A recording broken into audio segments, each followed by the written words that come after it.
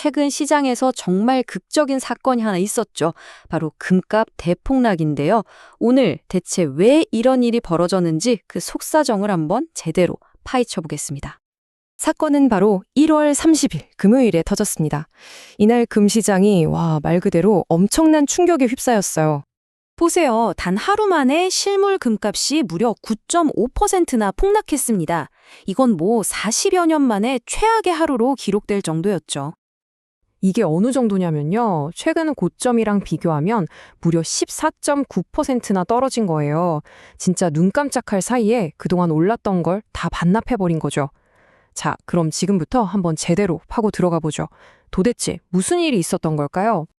가장 먼저 꼽히는 이유는요, 아주 간단합니다. 시장이 너무 과열됐었다는 거예요. 그래서 좀 확신 없이 들어온 투자자들, 이른바 약한 손들을 한번 털어낼 필요가 있었다는 거죠. 사실 금값이 그동안 정말 말도 안 되는 속도로 거의 수직 상승에 가깝게 올랐거든요. 이런 포물선 같은 상승은 계속될 수가 없죠. 당연히 단기 투자자들은 차익 실현을 하고 싶었을 거고, 조정은 어찌 보면 필연적이었습니다. 근데 사실 더 중요한 게 있어요.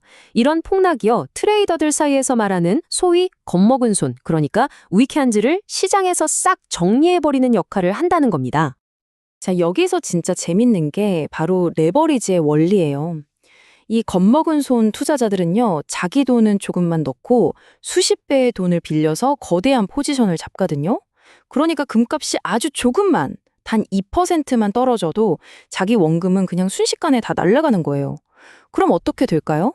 바로 강제 청산, 즉 강제 매도가 터져 나오고 이게 폭락을 더 부추기는 악순환을 만드는 거죠. 자, 그런데 이게 과연 그냥 시장이 알아서 정리된 그런 자연스러운 과정이었을까요? 아니면 누군가가 혹은 무언가가 이 시장을 벼랑 끝으로 일부러 밀어버린 건 아닐까요? 이제부터는 이 방아쇠 역할을 한 것들이 뭔지 한번 살펴보죠. 당시 금시장은요, 정말 위태로운 모래성 같았어요. 누가 살짝 건드리기만 해도 와르르 무너질 것 같은 그런 상황이었단 말이죠. 딱 마지막 한 방, 그 방아쇠만 당기면 되는 그런 상태였습니다. 그리고 그 방아쇠는 바로 워싱턴 DC에서 나왔습니다. 그것도 단 48시간 만에 연쇄적으로 빵빵 터졌죠. 한번 보세요. 트럼프 대통령이 한마디 하니까 금값이 확 뛰고, 그러니까 바로 다음 날 재무부랑 연준에서 부랴부랴 시장 진정시키려고 나서고 결국 금요일에 시장이 무너져 내린 겁니다. 이 모든 일의 시작은 트럼프 대통령의 이 한마디였어요. 아주 좋다고 생각합니다. 달러 가치가 떨어지는 걸 보고 이렇게 말한 거죠. 근데 이게 왜 문제였냐면 당시 다른 나라들이 이미 미국 자산을 막 팔아치우는 셀 아메리카 현상이 벌어지고 있었거든요. 바로 이런 상황에서 대통령이 저런 말을 하니까 이건 불난 집에 기름을 부은 격이었죠.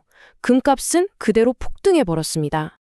상황이 이렇게 되니까 미국 재무부는 발등에 불이 떨어진 거죠. 긴급하게 수습에 나설 수밖에 없었습니다. 그래서 베센트 재무장관이 강달러 정책을 고수하겠다고 딱 선언한 건데요. 이건 한마디로 구두 개입이었어요. 너무 위험하게 치솟는 금값이랑 채권 수익률을 말로라도 어떻게든 눌러보려고 한 직접적인 시도였던 거죠. 자, 이렇게 심각한 폭락은 처음 겪는 일 같잖아요. 그런데 놀랍게도 과거에 아주 비슷한 패턴이 있었습니다. 여기서 아주 흥미로운 역사적 평행 이론이 등장하는데요. 바로 1974년의 금값 폭락 사태입니다. 이 표를 보시면 두 시기의 차이가 한눈에 들어옵니다. 1974년에는 폭락 전에 무려 460%, 거의 6배 가까이 올랐었어요. 지금 상승률과는 비교도 안 되죠.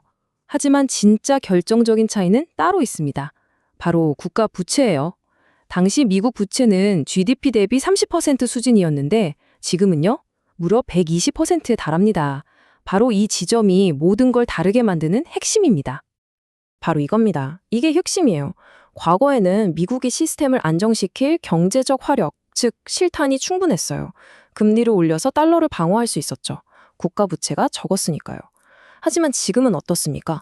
GDP 대비 부채가 120%인 상황에서는요, 손발이 다 묶인 거나 마찬가지입니다. 달러 지키자고 금리를 올린다? 그건 그냥 경제적으로 자살하겠다는 말과 똑같거든요. 이걸 보면 뭘 알 수 있을까요?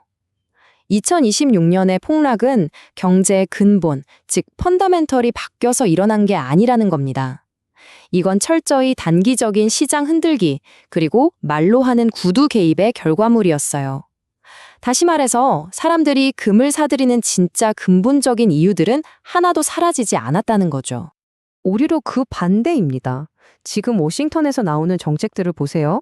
대규모 감세, 국방비 50% 증액, 이런 것들이 전부 다 미국 달러와 국가 부채에 대한 전 세계의 신뢰를 스스로 깎아먹고 있는 셈이에요. 정말 대표적인 예가 하나 있는데요. 들어보시면 좀 어이가 없을 수도 있습니다. 2차 세계대전 이후로는 사실상 구식 무기 취급을 받는 전함을, 그것도 25척이나 새로 만드는데 7,500억 달러 이상을 쓰겠다는 계획이에요. 상상이 가시나요? 이런 엄청난 돈을 쏟아붓는 건 당연히 국가 부채를 눌리고 다른 나라들이 미국은 더 이상 못 믿겠다 하면서 셀 아메리카에 동참하게 만드는 지름길이죠. 결국 지금 벌어지는 이 모든 변동성은요, 더 큰 그림에서 보면 미국과 중국의 지정학적 힘겨루기, 그 싸움의 한 단면이라고 볼 수 있습니다. 미국은 어떻게든 시장 영향력을 동원해서 금값을 눌러 앉히려고 하고, 반대로 중국 같은 나라들은 오히려 좋아 하면서 이렇게 가격이 떨어질 때마다 실물 금을 더 사들이면서 달러의 영향력에서 벗어나려고 하는 거죠. 그러니까 결론은 이겁니다. 이번 폭락, 정말 어마어마했지만 이건 전쟁의 끝이 아니었습니다. 그저 하나의 전투였을 뿐입니다. 그리고 이 거대한 강대국들의 경쟁을 지켜보는 우리에겐 이런 도발적인 질문이 남는 거죠.